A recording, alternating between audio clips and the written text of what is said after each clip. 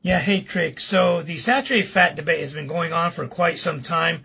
One of the best studies done on this was called the Finland study or the North Karelia study. In Finland, this place called North Karelia, this region, had the highest cardiovascular mortality in the entire world. 700 people out of every 100,000 would die from heart disease. So they went to that region. It was a very rural region, really high blood pressure. They all ate tons of saturated fat. They all smoked. They were all overweight.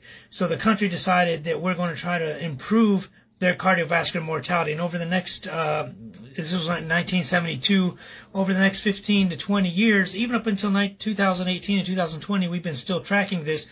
They had an 84% reduction in cardiovascular mortality. They reduced it to less than 100 out of every 700, out of every 100,000.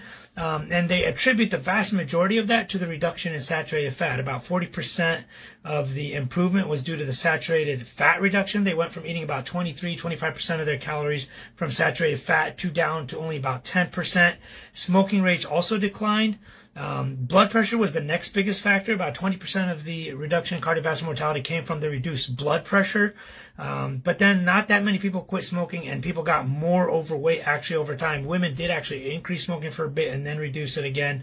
But there's tons and tons of evidence about saturated fat raising LDL cholesterol, which is your bad cholesterol, and people with high LDL cholesterol absolutely have more heart attacks and strokes. We find that at LDL below 57, there are no heart attacks and strokes. So if you can get your LDL down below 57, and I don't care how you do it, you will not have a heart attack or stroke. We just don't see that with very low LDLs. If that doesn't answer your question, please feel free to ask something more or to elaborate on what you meant.